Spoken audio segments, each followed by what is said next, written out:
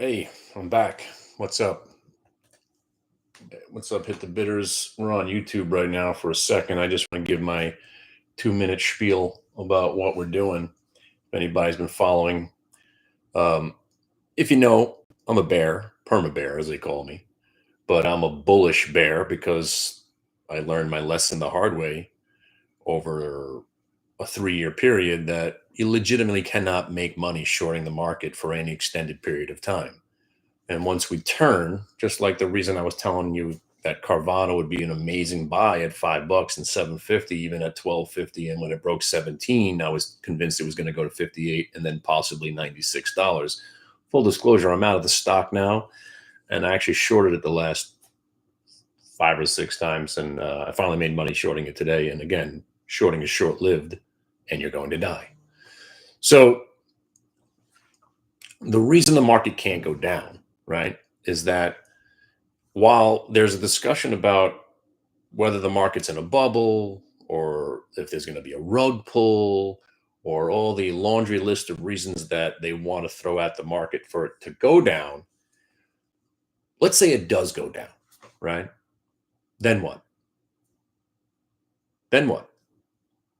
What are you going to do with the money, right? You suddenly realize that 5% is not good. Think about what my dad did. He cashed out of the queues and he cashed out almost perfectly on the way. He bought the dip 285, 315. They got back to 400 and he started selling them as they started to roll over, cost average around 385. And yeah, they went to 350 for a second and you felt pretty good.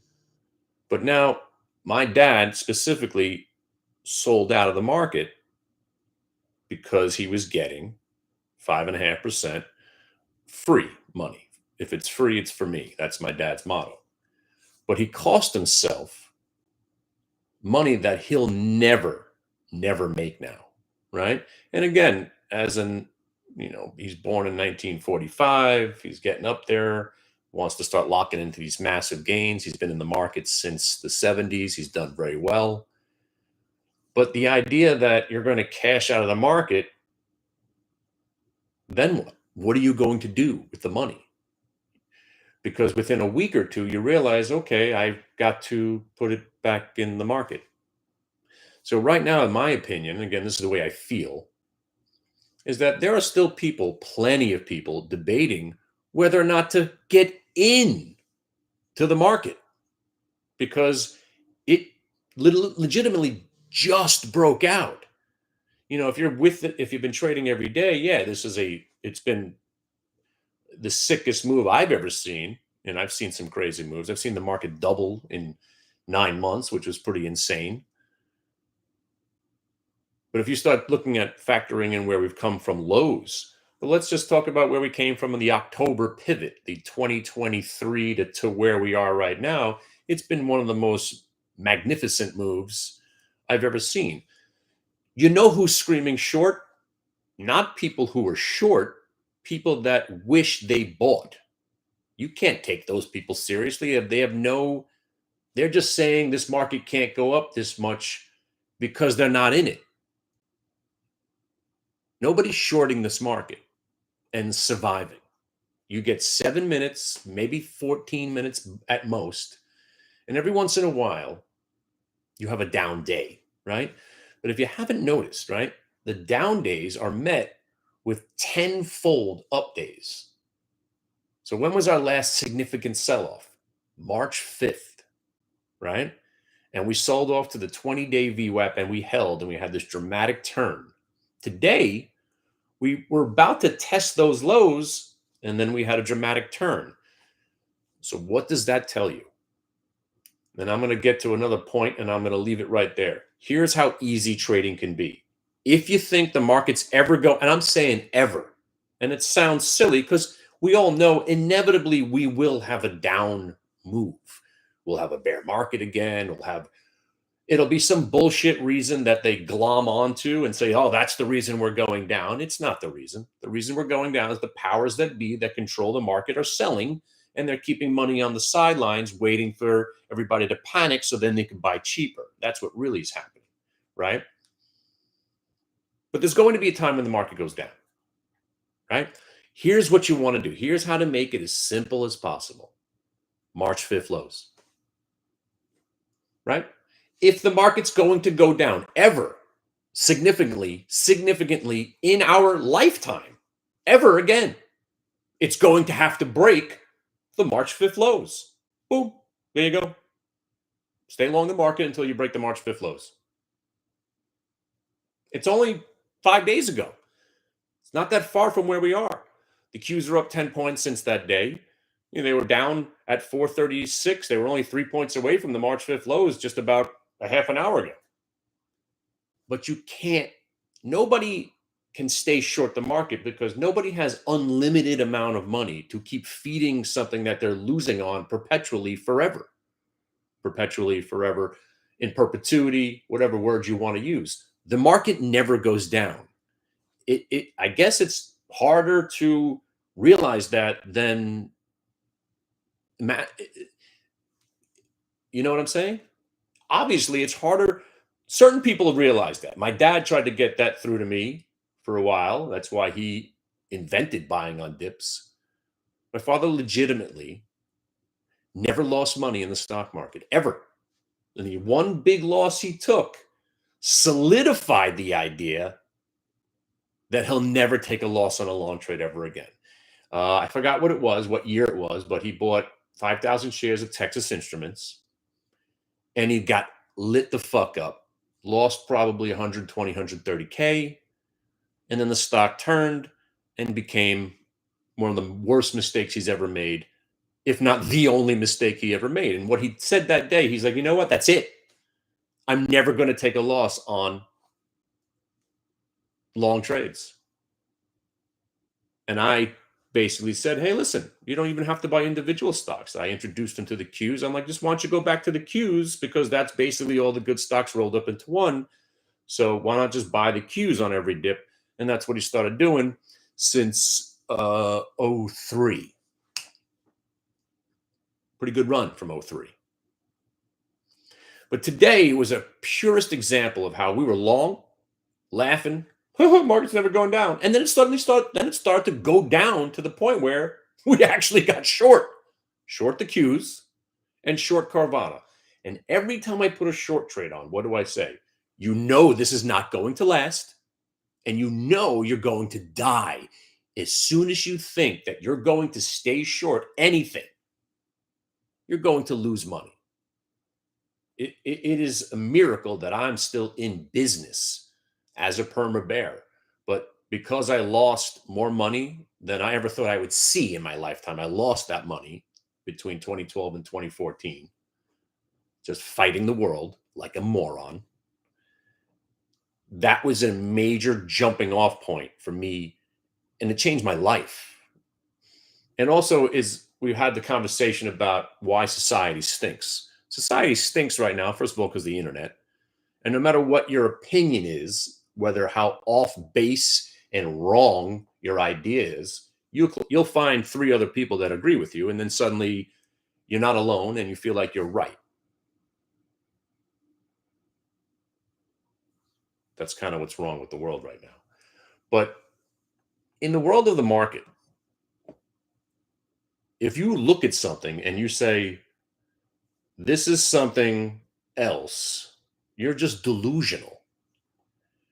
And that's scary. If you're delusional, you are going to lose a lot of money. And I was delusional. I was seeing things that weren't even there, holding on to the idea that I was right about this market having to go down and whatever the case may be.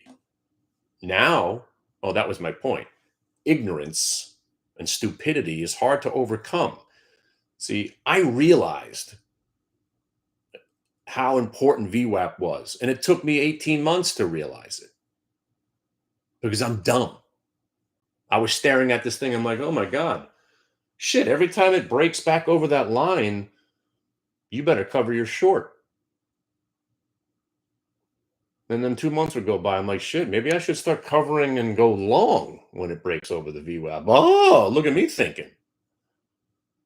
But the first thing I realized is that you cannot stay short stocks or the market when it breaks back over the VWAP, let alone when we started looking at prior day VWAP and multiple time frame VWAP. You legitimately cannot stay short and think you're going to make money. And here's the hard part, my bearish friends. Most stocks still stink, but the market never goes down. That's what makes it hard to accept. Because if you buy randomly, I'm not talking about Nvidia and the Qs and Microsoft and some Carvana right now or Palantir. I'm talking about 5 random new stocks. Your cousin comes up with an idea. Hey, I heard about this company, blah, blah, blah. That stock's going to zero. Your uncle calls you with some idea that he read about in some newspaper and sounds like a good idea, and the stock went from $3 to $7. You buy it at 7, chances are you're going to lose. Most stocks still do stink, and they all inevitably do go down. There's only a handful of stocks that have powered the market, not just for the last 3 to 5 years, but over the last 20 to 30 years. Go do some research. You'll see from the 1980s, most stocks still are awful. And that is what makes you get into the mindset that, oh, hey, this can't last. Hey, this market has to roll over. No, it doesn't. Because that idea that the select few awesome stocks can legitimately hold the market together. And here's where the manipulation comes in. What do? You hear the S&P is being adjusted. You're hearing the Qs rebalanced. The Dow Jones, it's a club. Dow Jones 30, S&P 500, NASDAQ 100. So what happens if you start trailing behind the pack? You get eaten by the hyenas who are waiting. So they kick you out of the club. Fuck off. You're not performing well enough to be part of the 100. We got to keep the perpetual lie. Again, it's not a lie, but it's manipulation. The perpetual manipulation of the market to go up is done by the adjustments. That's why the Dow 30 today is not the same Dow 30 it was 10 years ago, 20 years ago, let alone 100 years ago. And even with the QQQ, there's slight adjustments. The S&P 500, you get them. That's how they keep this going.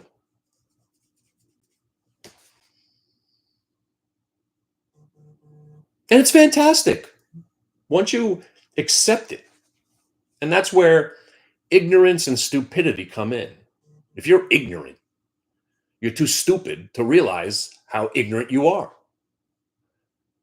I, on the other hand, accepted the fact that, you know what I'm doing right now really doesn't work. I thought it was working. It did work at one point. What I was thinking was completely wrong. I accepted that my feeble mind was just that.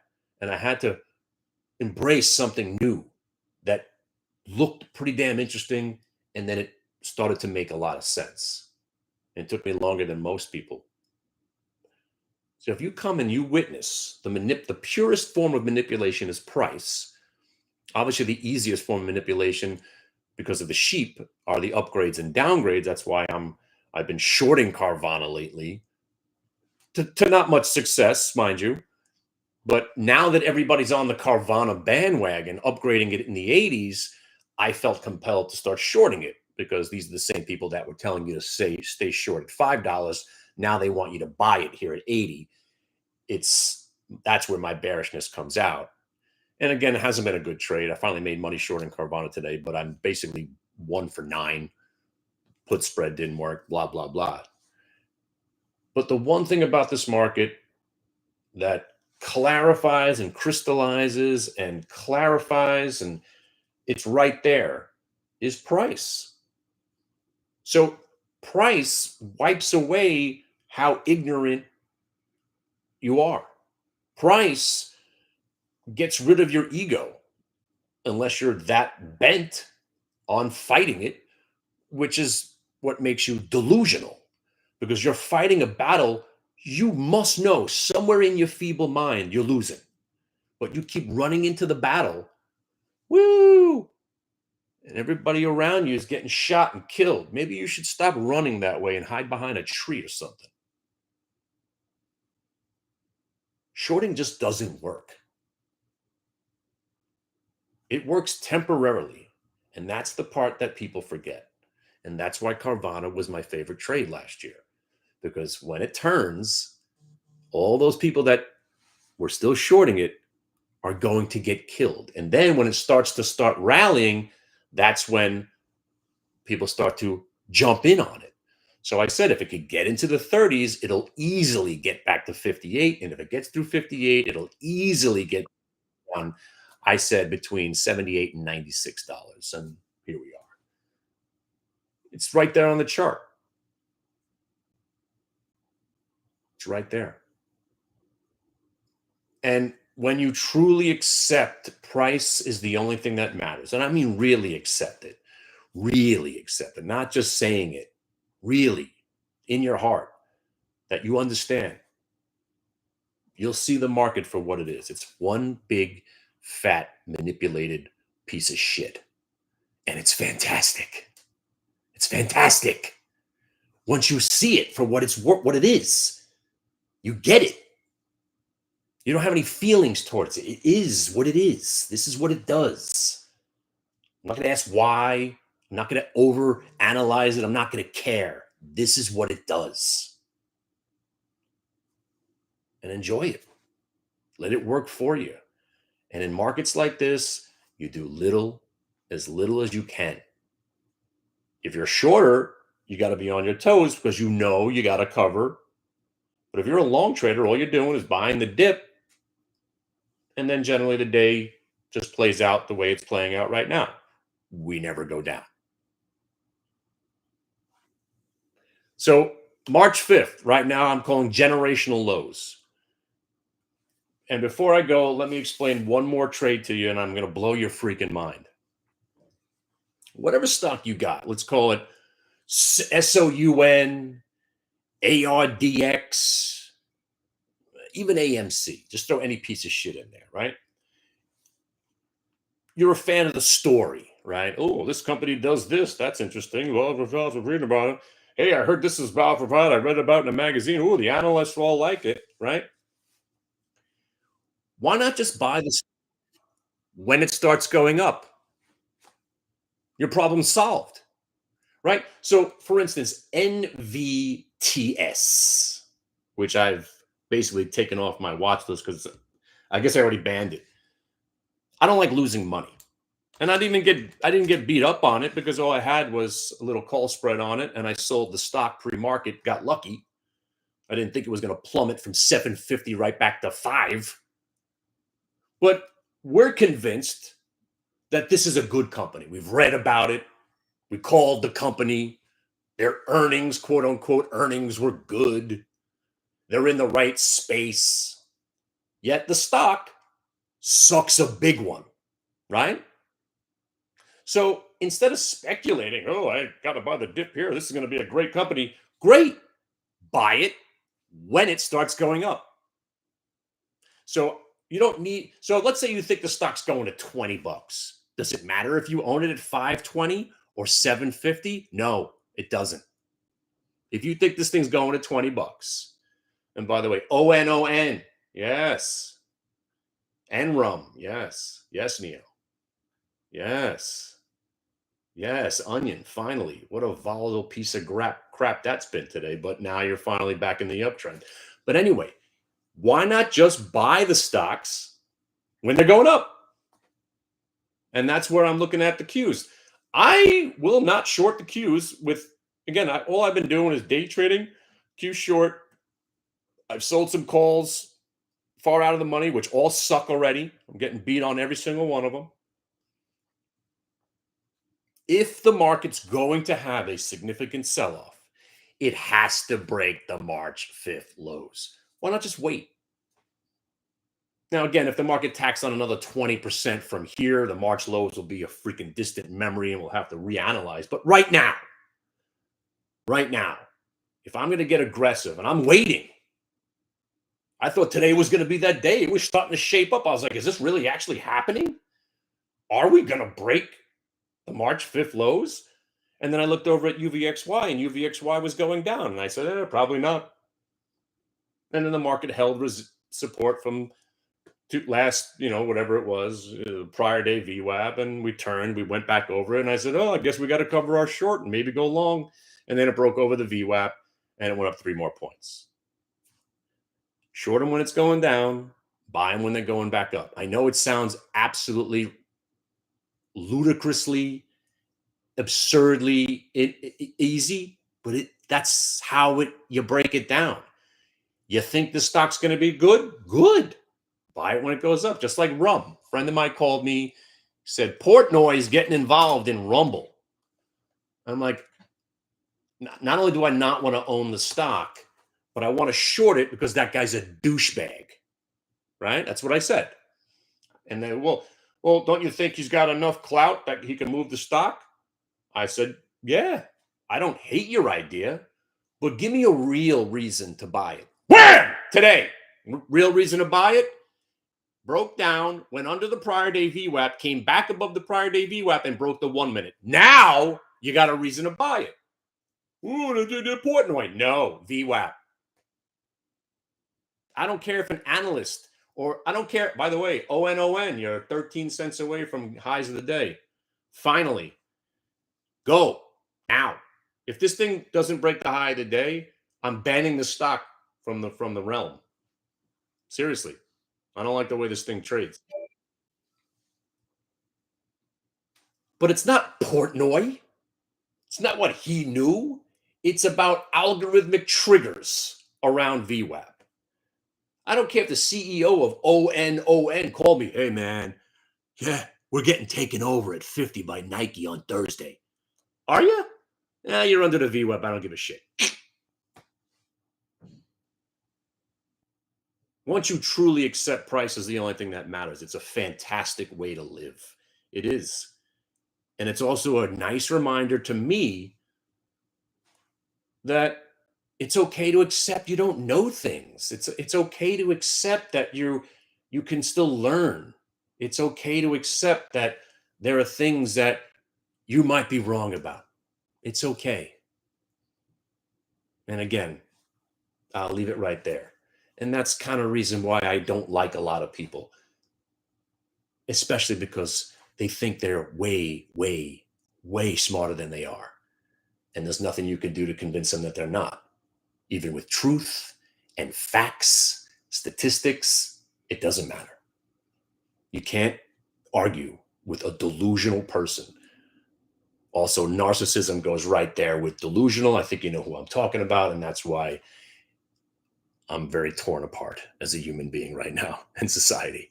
On that note, stay in the stock market, trade the day, come hang out with us, because at least for 5 or 6 hours, you get to escape the awfulness of humanity. Because it's a disgusting, scary fucking place right now. It really is. But in here, it's all about price. It's all about price and math. And there's nothing you could do about it. Know how delusional or psychopathic you are. If a stock's at a price, you can't convince me it's not there. No, it's there. Yep, it's there, right there. You see it? Nope. The sun is blue and the sky is yellow. All right, you go with that. See ya.